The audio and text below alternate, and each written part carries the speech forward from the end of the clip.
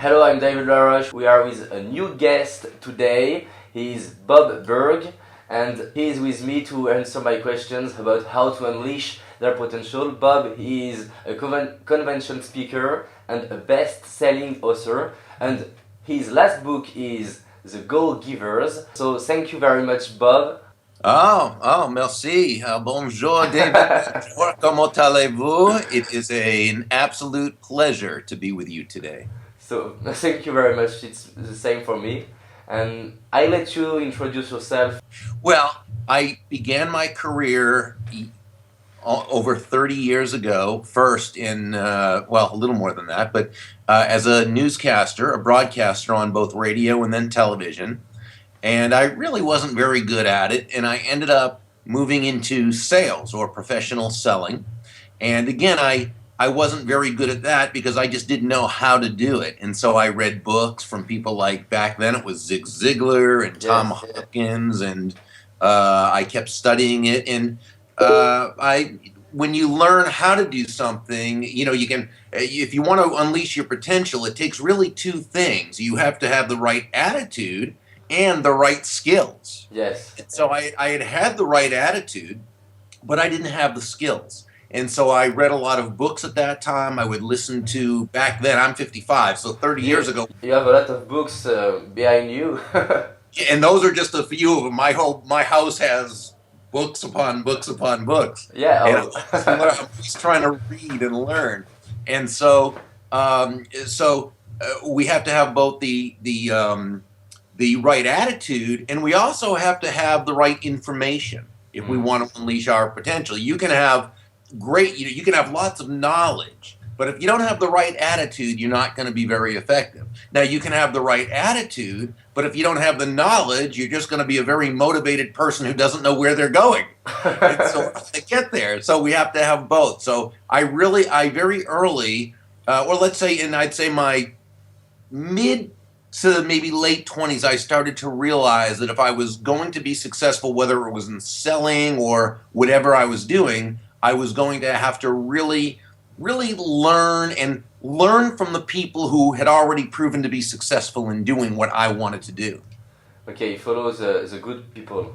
Yes, and that's so very important. So, what I suggest people do is to listen to other people who you respect and ask them who they would refer you to, to read and to study. And when you do listen to someone, always ask yourself if when they say something, you don't necessarily believe it just because they say it. It needs to be congruent with what seems logical and what would make sense. And of course, you need to know that they're honest and ethical and they do things the right way. But once you find people whose basic information you agree with and their style is congruent with yours, then you make a study of them and their systems. And when you replicate it, you can replicate their success. Okay. You wrote the book, The Go-Giver, in which you explain that in business, we should focus in giving instead of getting. Can you explain why? Sure, and that is a question a lot of people ask, and it's an excellent question. My co-author, John David Mann, and I really wanted to come at this topic a little bit from a different angle, and what we would call counterintuitive. And so when we say, focus on giving, we're certainly not talking, we're not in any way saying that receiving isn't important. Receiving's very important. Remember, there are 5 laws. The first law is the law of value, but the 5th law is the law of receptivity, which is all about receiving. And so some people think, well, are you and John David Mann saying that it's all about giving and not receiving? No, that's not what it's about at all. It's about both. But the focus needs to be on giving value to others. When we say giving in the business context, we're talking about constantly providing value to others.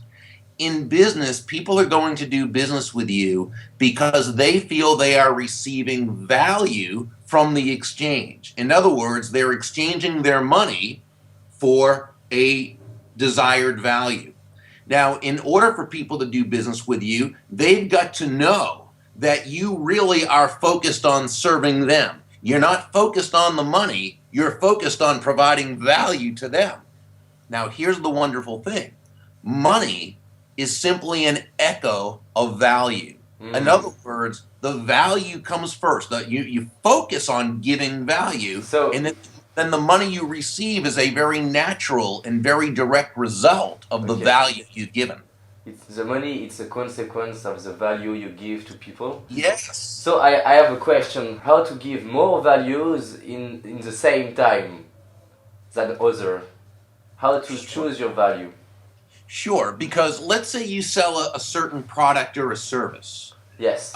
Now, this product or service has value to it. Obviously, people might be interested in it, but many other people also sell the same product or service. So the value is sort of equal. So, how do you position yourself and your product to be that one that other people want to choose? Well, the answer is that you become that extra value. You become that value through by the way you do business. For example, John and I talk about there are 5 what we call elements of value, which basically 5 ways of communicating the value you provide. One is excellence, one is consistency, another is attention, another is empathy, and another is appreciation. And So, what do you mean with attention? well, attention would be, are you really listening to that other person? Are you Okay. paying attention to those little details? Are you making sure that you're doing everything correctly as it needs to be? When this person provides you with a question, are you really listening, for the question in order to understand as opposed to listening just to speak? So it's really focusing your attention on that other person. Okay. So 5 points to have in memory when you sell. Well, it's a matter of communicating one or more of those. In other words, excellence, there's nothing like excellence.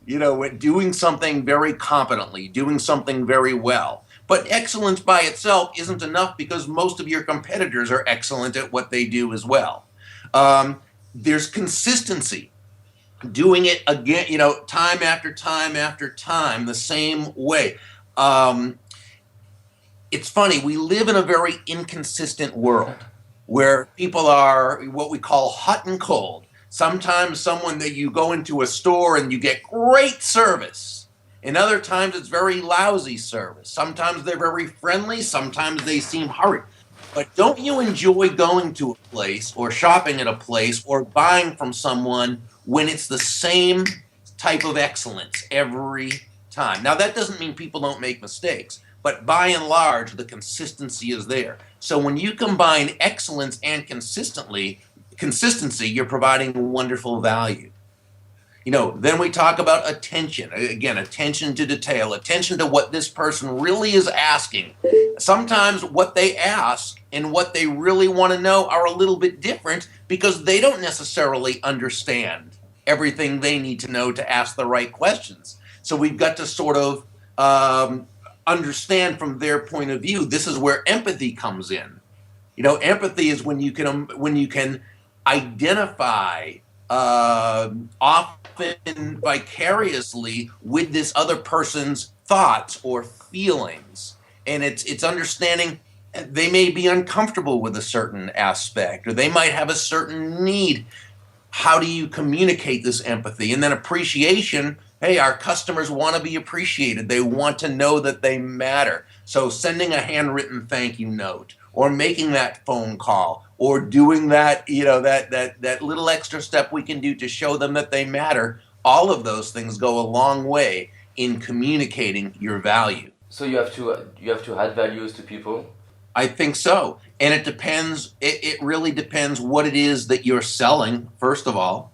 Yes. Let's say, for example, that you're an accountant, a bookkeeper or an accountant, and you're doing that person's taxes. Well, let's say you charge them €1,000, okay, to do their taxes, but you save them $5,000 in taxes. You've given them great value right there. Let's say when they come into your office, they're greeted very nicely and made to feel right at home. Let's say that, when you talk to them, they sense you're empathetic to their needs and you're paying attention to what they're looking to Okay, accomplish. and I understand. Yes. So thank you very much. What are the laws of success according to you? Sure. Well, law number one, which we sort of went through, is the law of value. And Yes. that says your true worth is determined by how much more you give in value than Yes. you take in payment. But what that means, it sounds a little bit as though you're not making a profit. Give more in value than you take in payment, but we know that's not so. Let's go back to that accountant. Remember, he charged €1,000, but he provided well over $5,000 in value. And so you feel great about it as the customer, but he also made a very healthy profit. Yes. And so when an exchange like that is made, both people come away much better off after the transaction than they were before the transaction. That's the law of value right there, that both parties come away better off than before. Now, law number two is the law of compensation. And this says your income is determined by how many people you serve and how well you serve them. So where law number one that says to give more in value than you take in payment, law number two tells us that the more people whose lives we add that kind of exceptional value to, the more money with which we'll be rewarded. So your accountant who gave you great value and made a very healthy profit from doing so, he also needs to have a lot more clients if he's going to make a lot more income. Does that make sense? Yes. Okay. Law number three is the law of influence. And the law of influence says your influence is determined by how abundantly you place other people's interests first. Now, this doesn't mean when we say place other people's interests first, we don't mean this in a way that it harms you at all. It means you're simply always focused on how you can provide value to others. And this is before you ever do business with them. This could be the first time you meet them and have a conversation with them. How do you provide value to them? Well, by making them feel good about themselves, by talking less and focusing more on asking about themselves and what they do. Maybe by asking them how you can know if someone they're talking to would be a good connection for them or a good referral for them. And so there's lots of ways we can do this. Now, as we continue to always look at ways we can put people's interests first, what we're doing is we're what we call planting seeds of goodwill to people. People feel good about us. See, the main aspect of this law is that all things being equal, people will do business with and refer business to those people they know, like, and trust. Okay. And perhaps the fastest, the most powerful, the most effective way of having people feel that way about you is to actually care about them, genuinely place their interests first. What's the first thing you have to do, according to you, to be successful? Well, I think you have to first have a desire for something in particular. If you've ever read the book Think and Grow Rich by Napoleon Hill, which is, of course, yes, it is fantastic. It's a classic, and it's something I recommend to everyone, especially young entrepreneurs. It's the first book someone should read, I think, who really wants to be successful. And if you remember, he shared 13 very important principles. And the first one was desire. It was having what he called definitiveness of purpose, or desire. And when you have that desire, everything you do is around that focus. So that's very important. Now, once you have that desire, I think it's important to, and we were talking about this earlier, seek out the correct system that's going to help you get to where you want to go. Find out what other people who are where you want to be, find out how they did it, read their books or go to their seminars or learn from, however, or find a local mentor and learn from that person. Yes. I think another thing that's important is to take action.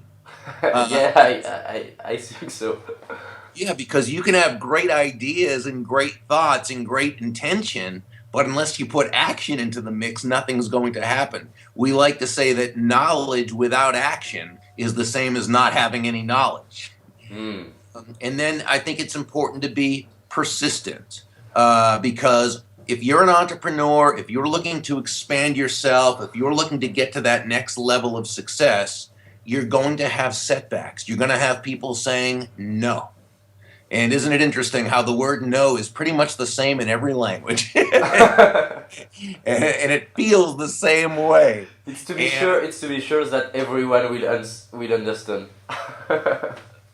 And we have to understand that no is part of the process. A great friend of mine, a couple named Andrea Fenton and Richard Waltz, they wrote a wonderful little book called Go for No.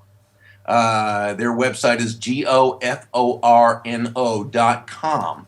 And it's a little book, and it talks about how yes is the destination, but no is how you get there. It's a way. Yes. And they talk about how to embrace those no's. It's very important. I wish I had that book when I was first starting out because it's so valuable. It's a whole different way of looking at the word no. And so instead of becoming discouraged by them, you become empowered by them. And then I think we have to have belief in what we're doing. If we really believe that what we're doing is the right thing and it's adding value to the world and value to ourselves, we're going to feel good about it, and we're going to be able to stay with what we're doing until we reach that desire or that goal. Do you have some advice for people who lack who lack who lack of self-confidence? How to improve self-confidence? Well, I think there are various ways. One way is to simply get very proficient, get very good at what you're doing, get excellent at what you're doing. It's putting in practice. It's taking the time to work on it, work on your skills. Confidence comes from practice. When we practice, we get more confidence in ourselves. Another thing is to read positive books. Again, read books like Think and Grow Rich. Read books like As a Man Thinketh by James Allen, written back in 1915, which talks about how your thoughts and your mind really you have control over it in order to really cause yourself to feel better about yourself. Books like The Magic of Thinking Big by Dr. David Schwartz. These are all books that can help you improve your confidence because they show you why you should believe in yourself. Here's another thing. Get around people who are going to encourage you. Yes. It's a way I tried, and it works. It worked for me. Right. And what's interesting, David, is these people who will encourage you, that doesn't mean they're going to just say, oh, yes, that's great, no matter what you're doing. These people will also hold you accountable when you're not doing what you need to be doing, but they care. And that they are rooting for you. They want the best for you. And when you get around a group of people like this, what Napoleon Hill calls the mastermind and so forth, you get a whole group of people where you can all accomplish more because of the encouragement and the help you're all voluntarily giving one another. So, in your life, what's the best choice you did at the beginning of your success, just before your success? I would say I became coachable. And what I mean is, when I was younger and even into my early, maybe mid-20s, I wasn't coachable. I didn't allow myself to learn from others. I thought I had to do it myself. I thought I had to know everything. And eventually I started to realize that not only do I not have to do it all by myself, I'm not smart enough to do it all by myself. I needed to reach out to where there was help and where there was information I could learn from. Yes. About your expertise, I have two questions. What are the keys to sell? And according to you, what's the first book of you we have to read to start in in developing the ability to sell? It's two questions, and if you have your book to show, it's perfect. I think the key in terms of selling is understanding that while there are many aspects of selling that are very important, for you to obviously have a great product or service that you believe in, to have great product knowledge, those are important, but those aren't going to be the difference makers. You've got to figure everybody has that. Most people who sell something believe in what they're selling, and there are a lot of good products out there. So, and as far as product knowledge goes, most people have pretty good product knowledge. So those are important, but you need those just to participate. I think we also need to have selling skills. And the reason is because selling is a profession. So we need to seek out the great sales teachers such as Brian Tracy, such as the late Zig Ziglar, and many others who do a wonderful job of teaching selling skills. But I think the major area of importance, the most important thing of all when it comes to being a great salesperson, Yes. is to know that when it comes right down to it, it's never about you, and it's never even about your product or service. It's about the other person. It's about your prospect or your client and how they are going to benefit from your product or service. A friend of mine, Adam Grant, wrote a great book that recently came out. It became a bestseller right away. It's called Give and Take. And in this book, he cited a study of Australian financial advisors, stockbrokers. And what they were studying was what was the main cause of these stockbrokers, these financial advisors being so financially successful. They were the top salespeople in their companies throughout the country. And they looked at things such as financial expertise, which was very important, the ability to work hard, again, very important, but those were not the determining factors. Many others had those same things going for them. The biggest differentiator was that the most successful financial advisors put the interests of their clients before themselves and before their companies. They were laser focused on providing value to their client. And when we can remember in sales, David, that the client is the issue, the client is key, everything else is going to come together. Again, we need to have a great product, we need to believe in it, we need to have great product knowledge, and we need to have good selling skills. But the big thing is focusing on the client. Yes. Okay. Now, when you say which of my books to start with, I would start first with The Go-Giver, and then maybe Go-Givers Sell More, which is the next one. And then I would say, and I believe both of them have been translated into French. I know The Go-Giver has. I think Go-Givers Sell More has been as well. And then another book called Endless Referrals. And I don't know if that is translated into the French language. I'm not sure. But I know The Go-Giver, and I'm pretty sure Go-Givers Sell More are. So those would probably be good ones to start with. Do you believe that some people who have skills how to sell, have good products, maybe speaker or consultant, but in themselves they have beliefs that stop their ability to attract money? Do you believe of that, or? I think a lot of people have what we would call an unhealthy relationship with money. Yes, relationship with money. And it's usually very unconscious. It's subconscious. It's below the level of, because if you ask them, they'd say, "Oh no, I'll receive a lot of money," right?